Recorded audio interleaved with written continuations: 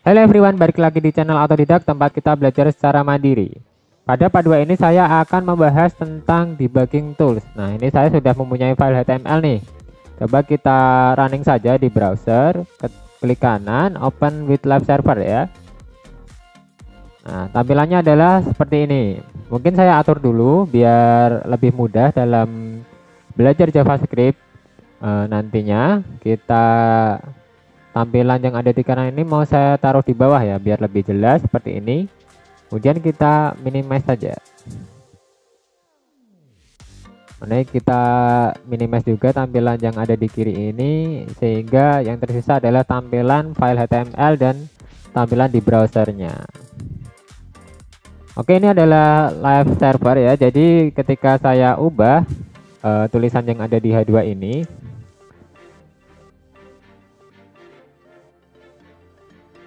mungkin saya ubah begini, maka dia akan berubah juga tampilannya yang ada di browser. Nah, ini saya juga sudah membuat external file untuk melakukan eksekusi JavaScript di sini yang bernama app.js ini. Sekarang kita coba salah satu fungsinya dalam JavaScript. Nah, misalkan kita mau mencoba fungsi alert ya. Kita tinggal tulis alert.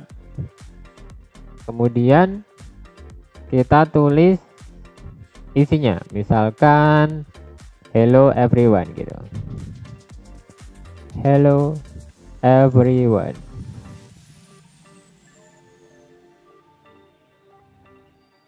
Nah, seperti ini.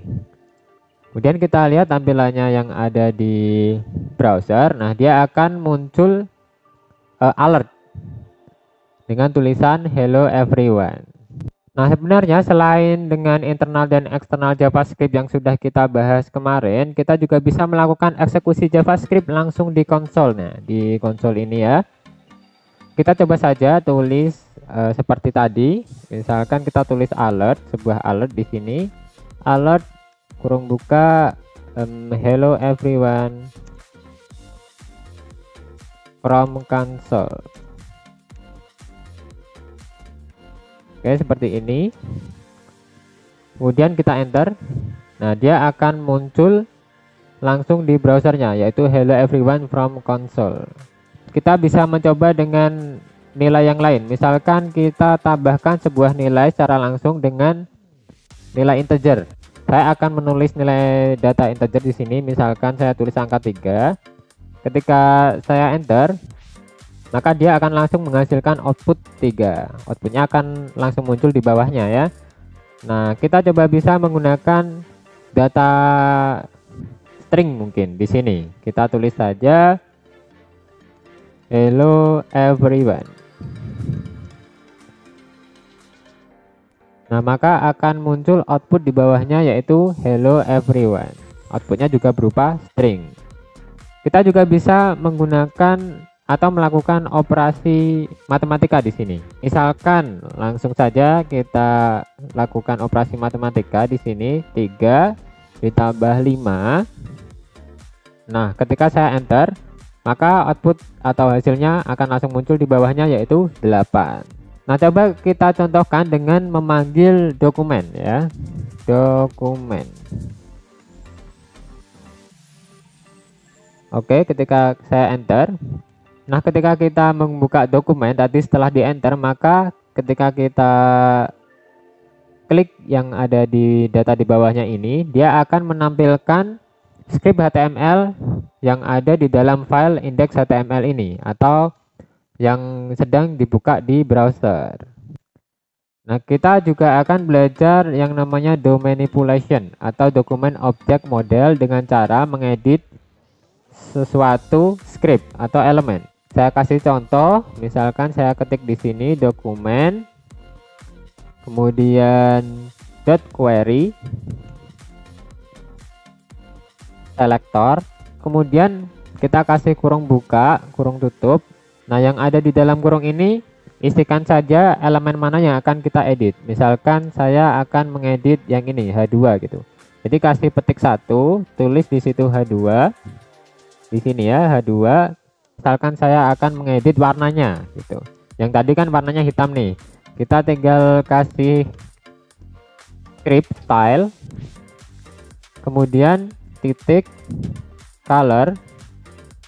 Nah, tinggal kita kasih sama dengan, kemudian tanda petik 1, kemudian isikan warna apa yang akan kita gunakan. Misalkan kita menggunakan warna blue gitu. Blue. Kemudian kita enter. Nah, maka hasilnya tulisan yang ada di H2 ini, di sini yang tadinya hitam, dia berubah menjadi biru. Nah, coba perhatikan baik-baik ketika saya refresh atau kita reload. Nah, hasilnya akan kembali ke tampilan awal. Itu karena apa? Karena konsol ini, di konsol ini fungsinya untuk testing secara langsung. Jadi dia tidak menyimpan perubahannya, dia hanya melakukan testing, debugging, dan mencari error atau informasi lainnya. Nah, kita akan masuk ke basic JavaScript dulu. Di sini kita masuk ke file JavaScript-nya. Kita gunakan console log seperti kemarin ya. Kita console log, console.log. Kemudian saya akan mencontohkan menggunakan data string. Nah, misalkan hello everyone seperti tadi ya. Hello everyone. Di sini akan muncul hasilnya di konsol ya. Hello everyone. Kemudian saya contohkan menggunakan data integer gitu. 1 2 3 4. Nah, seperti ini. Kasih titik koma. Kita save. Nah, di sini akan menampilkan data integer yaitu 1 2 3 4 atau data angka. Kemudian selanjutnya kita bisa juga memanggil tipe data boolean. Kalau boolean itu hanya ada dua, yaitu true and false atau 0 dan 1. Oke, misalkan kita kasih data true. Kita save di sini. Kemudian di sini akan muncul output true dan dia adalah boolean. Nah, kita juga bisa menampilkan sebuah variabel, yaitu misalkan saya kasih contoh ada sebuah variabel greeting gitu, dia berisi data hello 1 2 3. Nah, di bawahnya saya akan memanggil variabel tersebut. Nah, kita pakai console.log greeting gitu. Nah, ini ya. Kemudian kita lihat outputnya di sebelah kanan ini. Nah, dia akan menampilkan hello 1 2 3 outputnya. Karena dalam variabelnya tadi bernilai atau isinya adalah hello 1 2 3. Oke, kemudian selain variabel kita juga bisa menampilkan data array ya. Console log. Nah, kalau di array kita menggunakan yang namanya kurung siku nih.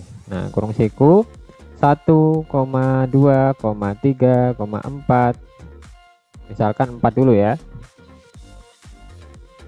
Titik koma, baru kita save. Nah, dia akan menampilkan data array 1 2 3 4 kurung siku. Nah, ketika kita buka detailnya di dalam array ini, dia yang pertama adalah 0 indeksnya. Jadi data ke-0 bernilai 1, data ke-1 bernilai 2, data kedua bernilai 3, dan data ketiga bernilai 4. Panjang datanya adalah 4. Jadi kalau array itu dimulai dari 0 ya. Kita bisa ubah di sini misalkan 5, 6, 7, 8 begini. Nah, maka data arraynya juga berubah. Data ke-0 adalah bernilai 5, data ke-1 bernilai 6, dan seterusnya. Nah, itulah yang dinamakan dengan array. Kemudian kita juga bisa menampilkan misalkan data objek. Nah, saya akan kasih contoh data objek. Kalau data objek itu menggunakan kurung kurawal. Jadi seperti ini. kita tulis misalkan A, objek A atau indeks A, dia bernilai 1, kemudian kita gunakan koma, B pakai titik 2, dia bernilai 2 gitu. Tinggal kita lihat outputnya yang ada di browser ini, di konsol.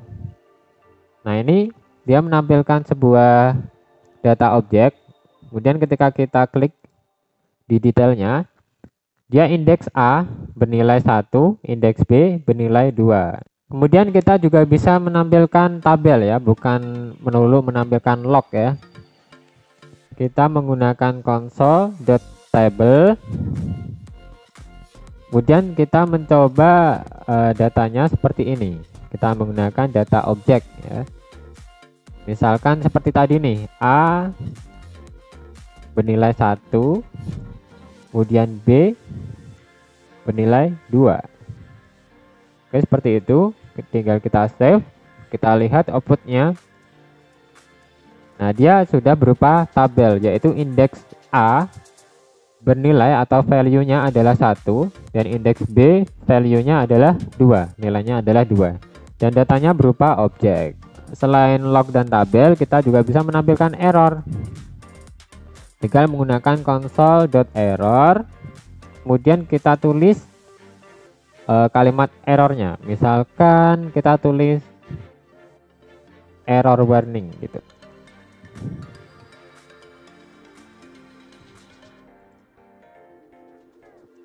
Nah, ketika kita save dan kita lihat outputnya, maka dia akan menampilkan tulisan error warning. Nah, peringatan error. Teman-teman jangan pusing dulu ya, nanti akan saya bahas satu persatu tentang tipe data dan fungsi-fungsi lainnya di video saya selanjutnya. Makanya tetap ikuti terus channel Autodidak, tempat kita belajar secara mandiri. Sampai jumpa dan goodbye.